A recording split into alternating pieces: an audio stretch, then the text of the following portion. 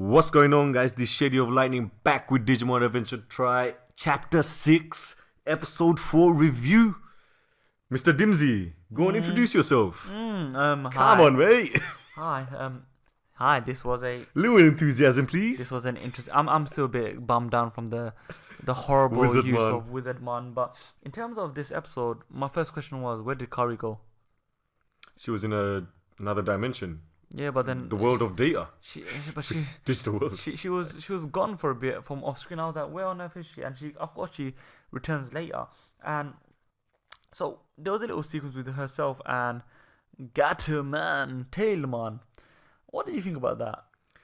It didn't really add any layers to their relationship because we don't really need anything more because we know what they've been through season 1 and season 2.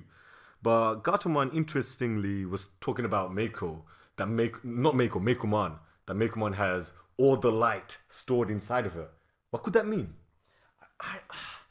It's Crest of light? The crest of light, did it transfer all into... no. I think Mako?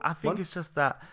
I think Makomon is actually holding all the data of the Digimon, and maybe because of the sheer amount of pressure. Well, we do find out actually. We do find out the sheer amount of pressure and the memories, the sorrow, the just all the experiences of all the Digimon was lumped onto her, and the truth is that she just can't handle it. And they figure out a lot of things. They figure out how to regain everyone's memories through Izzy. Izzy is the genius, but the point is that it's a genius way for them to showcase how actually Makomon is really a tortured soul. She backed everyone's memories up, but the sheer force and burden of it broke her. It fully broke her, so she had to seal it away, but it was still breaking. And then the dark side of Makomon came and revealed itself. Do you know what she's like? She's like an iPhone maxed out with all the memory. Now we need the iCloud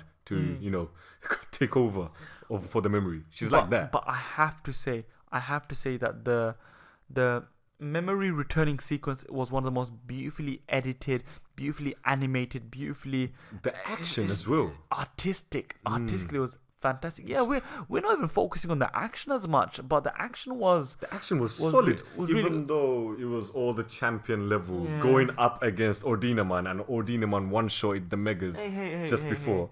Hey, we had an ultimate level Digimon as well, Oh yeah, we did. Where Garuman, who is also, one of our probably our favorite, I would say. He's the up best there. looking. He's the best looking. The character one. design is just brilliant. But that doesn't excuse the fact that why is this one ultimate and the rest are champion? Have you not learned? And this is where the inconsistencies come. If the Megas were one-shotted and turned into the baby forms, the embryo forms as I call it, how on earth are the champion level Digimon even surviving? Yeah. And even when they were hit down, they were just unconscious, but they should have been straight chucked to the baby form. It's man. the same. Remember in the I don't know if it was movie 4, movie 5, but remember when the rookies were going up against Machine Dramon? Remember? Metal It's Sea so Dramon as Metal well, Sea but- Dramon as well. It's so similar to that. I don't know what they're thinking. What are they? They're clearly not thinking. They're probably thinking that the lower level you are, that's the stronger you are. And also remember, if you assume that these lot are infected or anything close or reminiscent of Kawagomon, they're just not the normal strength. They are stronger than what we knew from the original season 1 or season 2 of Digimon. Yeah. So Kawagomon was able to take on all champion level Digimon, when him being a lower level champion. Yeah. So if we have a Metal Seedramon who's infected or who is under the influence of, I don't know, Yggdrasil or someone else, you'd imagine that he would be on the level of Omnimon, if anything, right? Surely.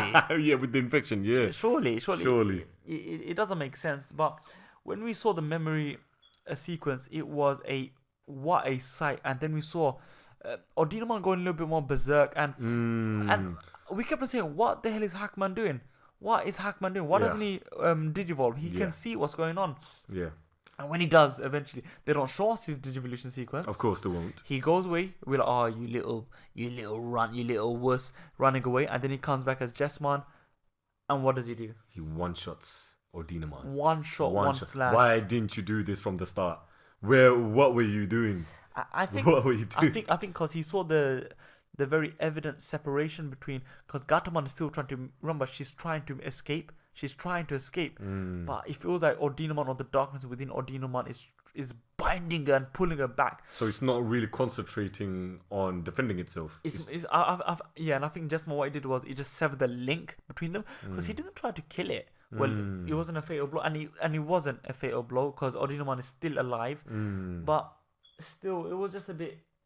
What on earth is happening? It's all a big confusion, but it looked pretty. It was a very pretty looking episode, but we just don't know the context of what is actually going on. Yeah. For instance, the password. That little in between bit in, with Izzy. Oh, we need the password. What's the password? Where did that come from? Like, how does he know? When we talk about where did that come from, we're talking about.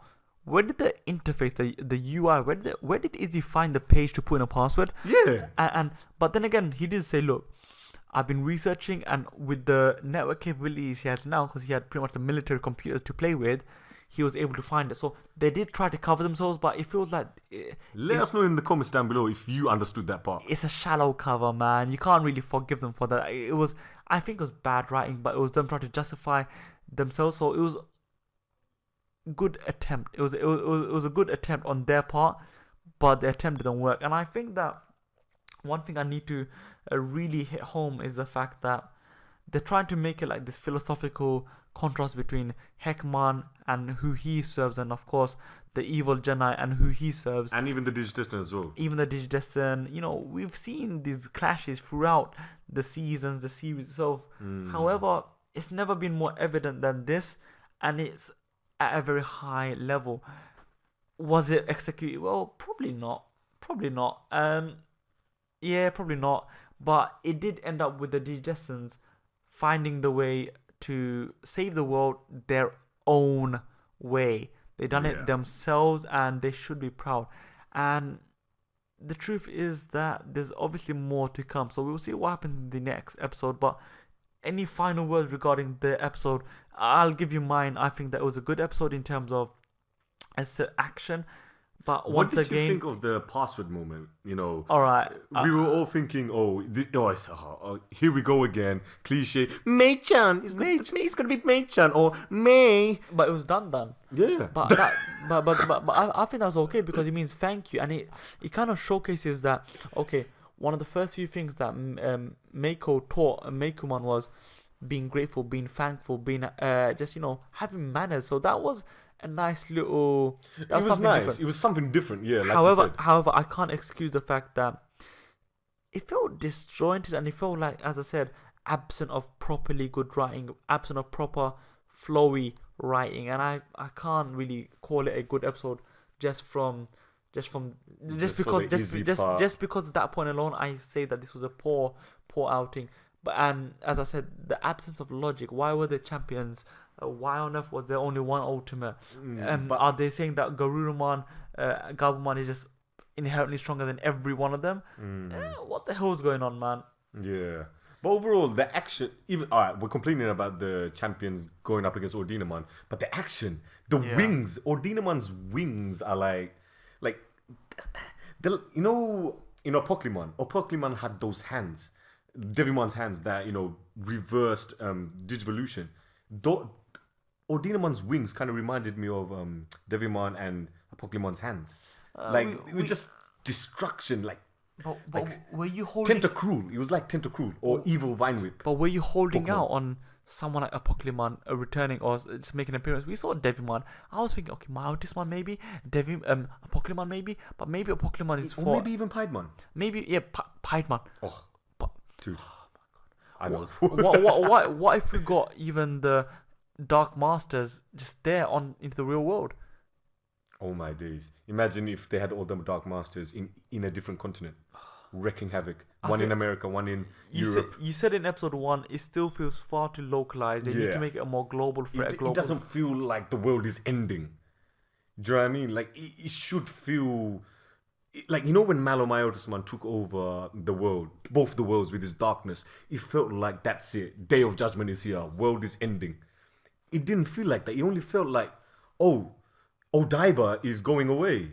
Okay. And that's only a part of Tokyo. It's not like the entirety of Tokyo is going. Hell, not even Japan.